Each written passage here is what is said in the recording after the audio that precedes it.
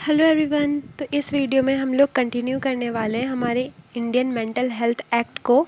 और अब हम पढ़ेंगे chapter 6th 7th 8th 9th and 10th। ठीक है, ये बहुत ज़्यादा इजी वीडियो है और ये लास्ट है पार्ट 3। तो सबसे पहले हम देखते हैं चैप्टर 6।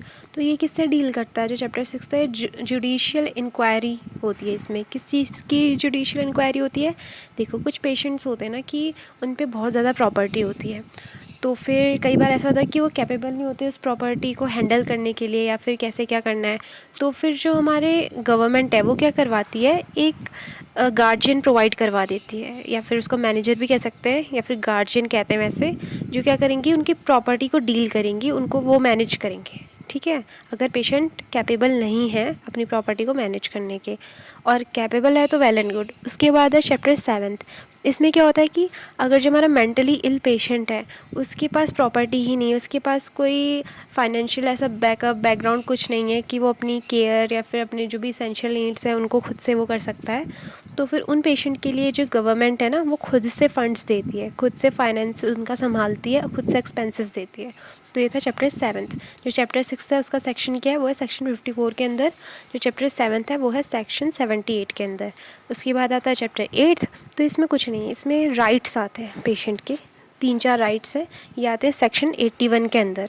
सबसे पहला ये राइट इसमें दिया गया है कि जो भी पेशेंट है ना मेंटली इल, उसको कोई भी फिज़िकल या फिर मेंटल हार्म या फिर क्रुएल्टी उसके साथ नहीं करनी है। दूसरा ये है कि अगर पेशेंट पे कोई भी ट्रीटमेंट हो रहा है, रिसर्च पर्पज़ से हो रहा है, तो उसको कंसेंट पहले लेना पड़ेगा पेशेंट से। अगर पेशेंट का वॉलंटरी बेसिस पे एडमिशन हुआ है तो पेशेंट से कंसेंट लेंगे, अगर इनवॉलंटरी बेसिस पे हुआ है तो गार्जियन से कंसेंट लेंगे, तभी होगा। और जो भी रिसर्च हो रही है वो पेशेंट के बेनिफिट में ही होनी चाहिए। जो रिस्क बेनिफिट रेशियो होता है ना रिसर्च में, तो बेनिफिट होना चाहिए उसमें। उसके बाद लास्ट राइट इसमें ये बोला है कि पेशेंट को कोई भी लेटर भेज रहा है उसके घर से या फिर कहीं से भी, या फिर पेशेंट किसी को लेटर भेज रहा है, तो हमें पास कोई ऐसा राइट नहीं कि हम उसे डिस्ट्रॉय कर दें या फिर उसको कुछ और चेंज मॉडिफाई कर दें या फिर कुछ मैनिपुलेट कर दें। जो लेटर है पेशेंट के, जो पेशेंट को आ रहे हैं और जा रहे हैं, वो वैसे के वैसे होने चाहिए। फिर है चैप्टर 9। तो इसमें पेनल्टीज़ और प्रोसीजर्स के बारे में दे रखा है। पेनल्टीज़ किसको लगेंगी? अगर किसी ने भी अपना साइकेट्रिक हॉस्पिटल, साइकेट्रिक होम या फिर नर्सिंग होम खोल दिया है बिना लाइसेंस के, ठीक है, जो अथॉरिटीज़ होती है उनसे लाइसेंस नहीं लिया और ये इंस्टीट्यूट खोल दिया, और या फिर वहाँ पे बहुत क्रुएलिटी वाली प्रैक्टिस हो रही है, वो चाहे मेंटली है या फिर फिज़िकली है साइकेट्रिक पेशेंट के ऊपर, तो उनको पेनल्टीज़ लगती हैं। तो ये है चैप्टर 9। अब लास्ट चैप्टर आता है चैप्टर 10। इसमें कुछ नहीं है, इसमें बस क्लैरिफाई कर रखा है प्रोसीजर्स को, जो भी हमारे साइकेट्रिक हॉस्पिटल्स में करे जाते हैं मेडिकल ऑफिसर्स के थ्रू। ठीक है, मेडिकल ऑफिसर इंचार्ज इन सब का ध्यान रखते हैं, तो फिर इसमें प्रोसीजर्स को क्लैरिफाई कर रखा है। तो हमारा सारे 10 के 10 चैप्टर हो गए हैं। सो दैट्स ऑल फॉर टुडे। मैं वो भी करा देती हूँ, जो साइकेट्रिक हमारे पेशेंट होते हैं ना, उनके कुछ राइट्स होते हैं, basic rights mentally ill patient के, वो भी इसी वीडियो में कवर कर देती हूँ। सबसे पहला है the right to wear their own cloth. Patient के पास राइट है कि वो अपने खुद के कपड़े पहन सकते हैं।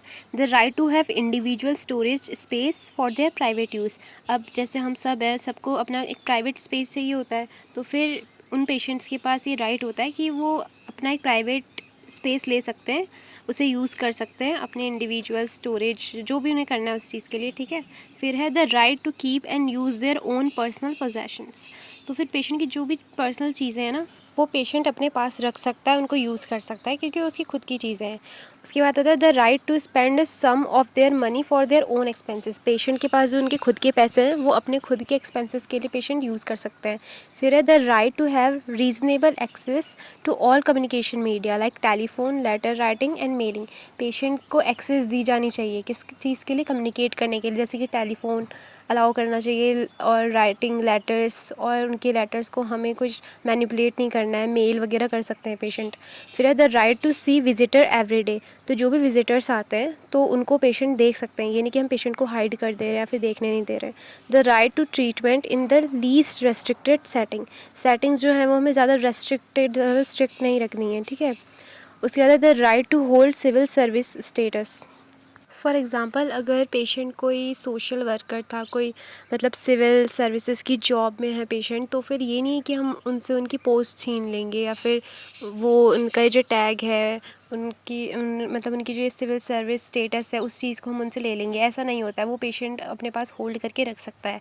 फिर इधर right to refuse electroconvulsive therapy, ECT जो है ना, उससे पहले हम कंसेंट लेते हैं ना करने से पहले, तो पेशेंट के पास फुल राइट होता है कि वो उसको रिफ्यूज़ करना है या फिर करवाना है।